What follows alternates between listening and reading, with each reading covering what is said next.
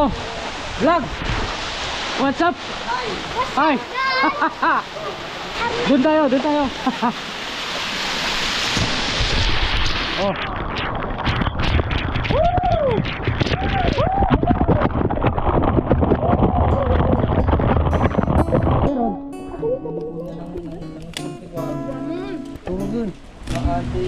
Mga kaibigan, ihaw na to pang pulot. Sarap, pag nagalaw niya gano'n. Apa yung luto na ito yun? Alaman. Alarma.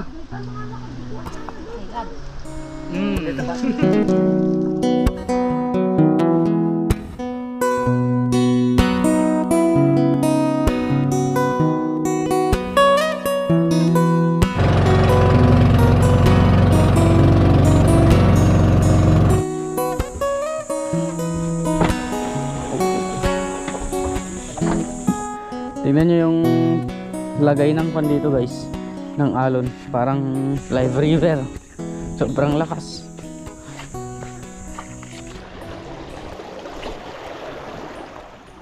My god, oh my goodness, ano yan, ano yan, ay nakawala mga katuks, pigtas guys, nangyari. Napigtasan tayo. Umaga pa lang. Patay. Good morning mga master. Bagamat hindi maganda yung bungad sa atin kasi naglalaro pa lang ako, parang tinetesting ko pa lang, sinibadan na tayo. Nag-iisip pa lang ako ng kung anong sasabihin ko sa vlog na to mga kaibigan. Sinibadan na tayo. Umagang umaga mga katugs. So, hindi ko alam. Siguro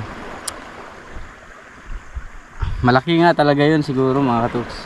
Nag-iisa na lang yung popper ko na yan mga kaibigan, tapos tinangay pa. Anyway, ganun talaga. Maghanap na lang tayo ng ibang spot at magagamit tayo ng lure from Fishers of Men. Alright, din na natin patagalin to mga katuks. Let's go. Sa mga ganitong bato-bato kaya mga katuks, meron kayong kumatambay,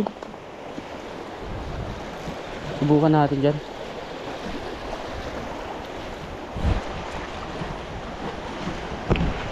Naalala ko nung last time na pumunta tayo dito. Dito binanatan yung popper natin guys.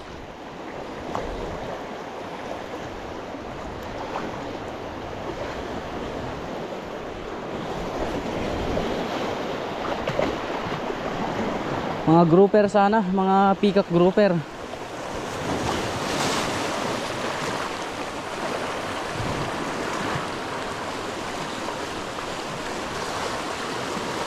Oh, pison.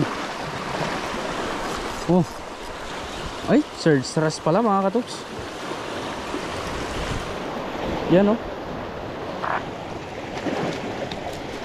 Kala ko kanuping. Pinagtripan lang yung pain natin.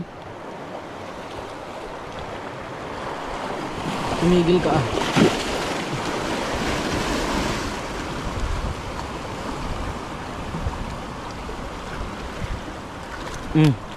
Laya ka na.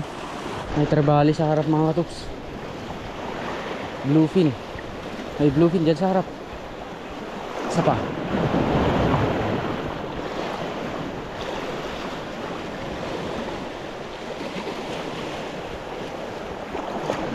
Ano yung pakagat natin?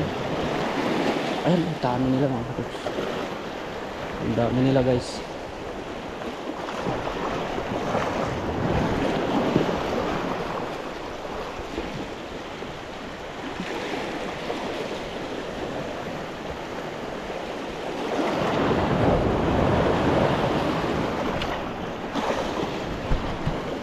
Ang dami nila mga katuks, pero ayaw nilang kumagat pa rin eh. Bakit kaya?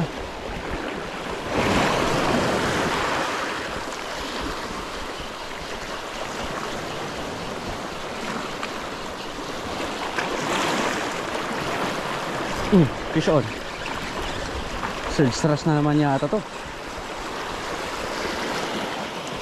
Surge thrust ulit.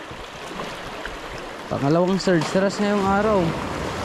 Pangalawang isda, release pa rin mga katuks.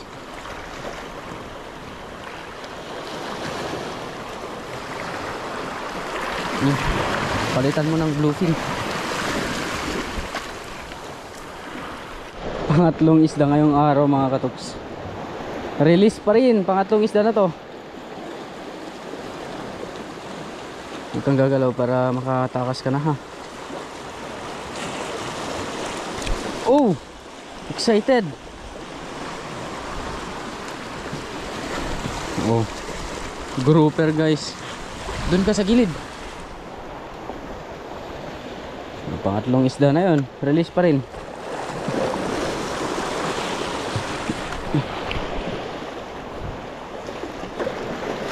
Lapit pa tayo kunti. Yan.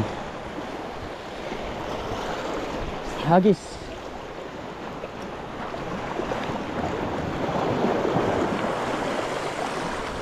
Paper naman tayo ngayon. Kinuha na natin yung paper ni Master Zaldi kasi mag-lure siya. Lusong tayo. Punta tayo doon sa dulo nitong batuhan na to. Aray ko! Putik! Sana yun? Tinik yung paa ko men.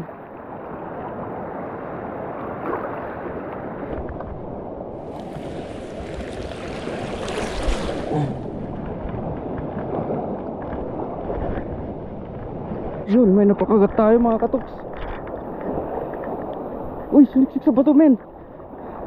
Uy, gagi, huwag ka sa bato. Please lang. Please lang. Ay, binibirada. Ay, sa wakas. Sana mahuli natin mga katuks. Ay.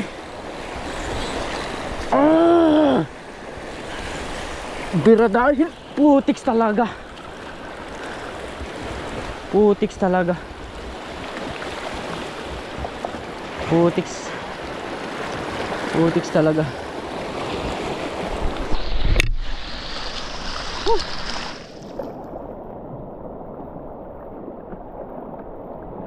Hindi ko araw ngayon mga kaibigan.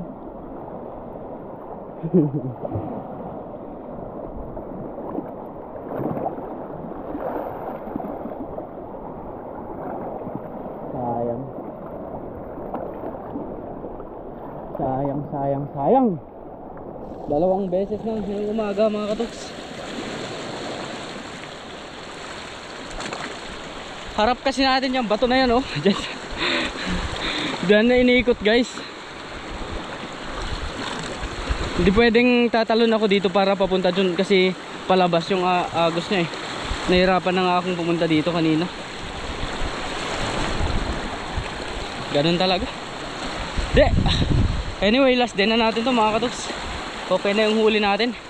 Tsaka makapag-ready rin tayo. At tsaka para makita natin yung resort nila, ipapakita ko sa inyo. At babalik na kami ni Master Zaldi. Tawagan lang namin si Master doon para sunduin kami. Then tara na. Okay na yun.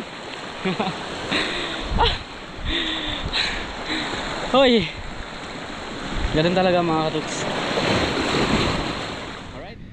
Yun mga katuks, doon tayo galing kanina oh. Sa maliit na isla na yun. Iyon. Pagbaba ng araw, makikita natin yung araw mismo sa may taas sa pagitan ng bundok na yun. Dalawa yung Half Beat Guitar Island. Isa siguro sa best spot dito mga katuks, na kung saan napakaganda mag bonfire, napakagandang maglakad-lakad sa dalampasigan. Itong beach ng Nagilian, ito straight yan na pinong buhangin, white sand. Tapos itong daluyan ng tubig, pag high tide papasok naman yung tubig dyan sa river na yan. Napakalinis yan hanggang dun sa may tulay. Ngayon ipapakita ko sa inyo mga kaibigan yung place na pinag-stayan natin. Ito pa lang yung parang unang-una kong nabisitang parang resort dito sa Camiguin. Itong Nomad kung tawagin nila. Yan, sa mga gustong bibisita dito mga master, kaya yung mga viewers natin na gustong bumisita dito sa Nagilian, maaari nyo itong puntahan. Yan, mula sa kanilang resort mga katuks, makikita natin ilang hakbang lang makapunta ka na agad dito sa may magandang paliguan. Ayan o, ito yung entrance nya. Nomad Resort, Nomad Eco Homestay Camiguin. Ayan. Meron din silang Facebook. Ayan. So sa mga gustong mag-reserve, ito yung kanilang cellphone number.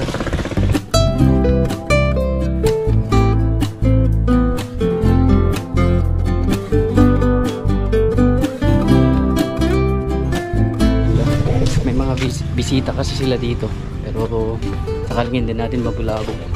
Yan, ito top 10. Ito yung hardin niya. Oh guys, grabe, pang recreation talaga yung dating. Yan, marami silang cottages, rooftop man, kubo man. So ito, silipin natin yung isang rooftop tent nila. Oh my goodness, ganda men. Oh, gandang ganda mga master.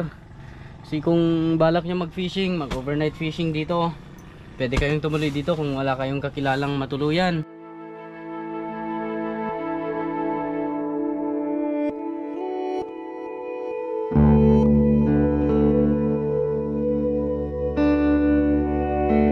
Ang daming pwedeng pagkampingan dito sa lugar nila. Ayan, so ayaw nila magpakita. Ayan, so pasok tayo sa kitchen nila. Wow, ang ganda ng kitchen nyo ha. May sweets kuya? Ito.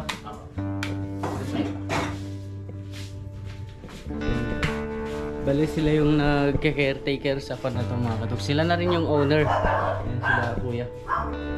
Ayan. So meron ng kuryente dito by 2 PM to 6 AM, di ba? Tama? 2 PM to 6 PM po. 6 PM? Opo. Ikaw yung cook nila dito kuya? Hindi po. Ang daming alak ah. Yan sa mga gustong pumunta dito na mag-relax talaga mga katuks. Talagang makaka-relax kayo dito sa kanilang place. Ito. So, dito tayo na malagi sa loob ng 6 na araw mga katuks kabilang bukas.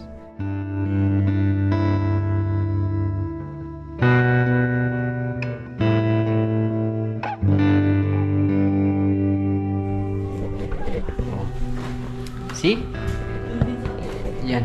So bali ito yung kanilang living room pag pumunta kayo dito mga kaduks. Napakaganda. Maganda yung mga display. Solid talagang alam mong isolated ka at saka alam mong nasa isla ka talaga. Yes, isla yung dating niya. So pasok tayo sa isang room. Ito yung kanilang room. Wow. Wow. Man. May design pa. Marunong sila mag-con mga kaduks mag-ayos. Yan. Dito yung kanilang mga CR. Linis yung kanilang CR. Oy, matagal na kami hindi nagkita ng kon ko. Sobrang itim ko na pala mga kaibigan. Kumikislap-kislap na eh. Air condition to. Ayan o. Makita nyo naman. Grabe. Maganda. Hindi ko inakalang maganda talaga tong Nomad Resort mga kaibigan. Resort na talaga yung datingan niya. Baka maingganyo ko kayo mga kaibigan na pupunta sa Camiguin Island at maranasan ang ganda ng tumira sa isla. Oh, see? Pogi pala eh. Tingnan natin yung sunset. Punta tayo kay ate. Yan pamangkin nila dito sa resort to mga katok. Sinagaw lang natin. Ay, tama na. Maiyak na oh.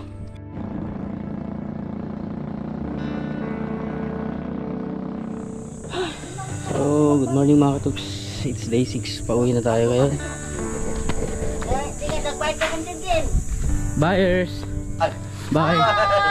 Bye na. See you next year. See you.